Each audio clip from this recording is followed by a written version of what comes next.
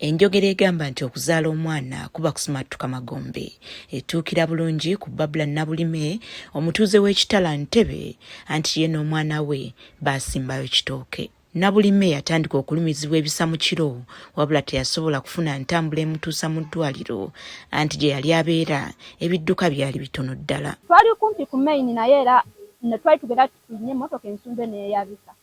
Yanzizaayo teyalina kyakola, nanzizaayo mangu mu nnyumba.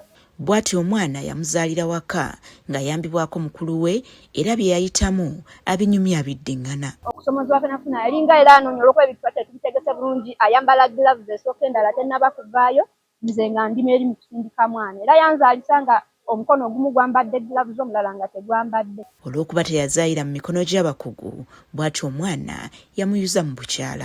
Nazaala kiro 2 kati ate baŋŋamba nkeera 5 ekiwundu kiwoze. Nga mpulira nnumizibwa nnyo.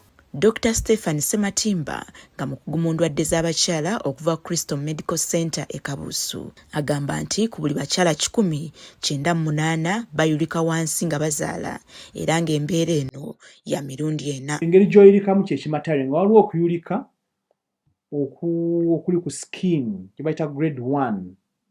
So grade 1 eyo oluusi tetutunga na ttunga. Skin ya wansi eyulikako kati n'obanga afuna bruise. So eyo tikina buzibu. Oluusi tu observing and bleeding nerekeraawo.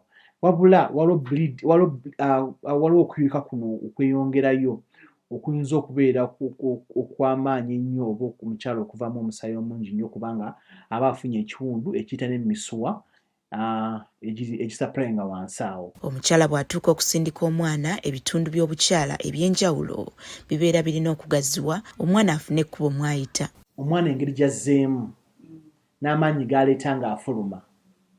So omwana ne sayizi y'omwana kitukulu nnyo. Abaana abanene of ajja kuyuza nnyo, obwana obutono tebutera nnyo kuyuza. Abakyala bangi batera okuwulirwa nga bagamba nti tebaasannyalazibwa wansi nga batungibwa, naye omukugu alambuludde ku nsonga eno. Grade esembayo zino oba zituuse ne ku rectum. Rectum kyekindi ekitambuza obukyafu kubanga osobola pa ku kyenda ekyo. So kiba nnene nnyo. Kasita okuyulika kusukka muscles eza wansi kiba kinene. So buli omusawo bw'akumitinga okutunga omukyala kiba kitaaga omukyala ono ayisibwenga omuntu yenna afunye ekiwundu. Omuntu afuna ekiwundu aba alina okutungibwa nga batumusannyalazza. Okukuuma obuyonjo eri omukyala aba afunye embeera eno kikulu nnyo okusobola okusimattuka ebiyinza okuddirira. Omukyala yandibadde tumukubiriza atule mu mazzi agalimu omunnyo. Kiyambako nnyo okuyonja wansi. Tugamba tukwate ekibatu ky'omunnyo oguteeke mu bbaafu erimu amazzi agookye ennyo. Omunnyo ogwo gusaanuuke, omala oyongereko ku mazzi galeme kwokya. Bw'omala otuule mu mazzi okumala eddakiika 3 ku ssaawa emu. So gye bayita 6 bath. Kiyambako nnyo okutereeza wansi n'okuba nti omukyala tafuna buwuka buleeta masira. So kiyita perineal hygiene.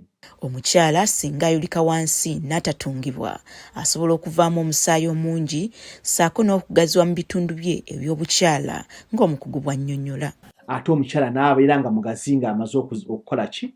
Okuzaala. Kati bw'otandika okuddamu ensonga z'omu kisenge nga ntuufu olaba nga tebikyalinga bwe byali kubanga oba ogaziya ate nga mu maaso tebazizizaawo bulungi. So tukubiriza abakyala okuzaalira mu ddwaliro ewali abasawo ne theatre w'osobola okulongoosebwa singa oba oyulise grades ziri ezitakugenda mu theatre oba singa oba obleedinze ennyo nga bleeding eno eyinza okukuleetera okuggwamu omusaayi. Buli mukyala asuulirira okuzaala, abakugu bamukuutira okweyunira eddwaliro amangu ddala singa alaba akabonero konna akatali ka bulijjo, anti buli lubuto lubeera lwa njawulo ku lulala.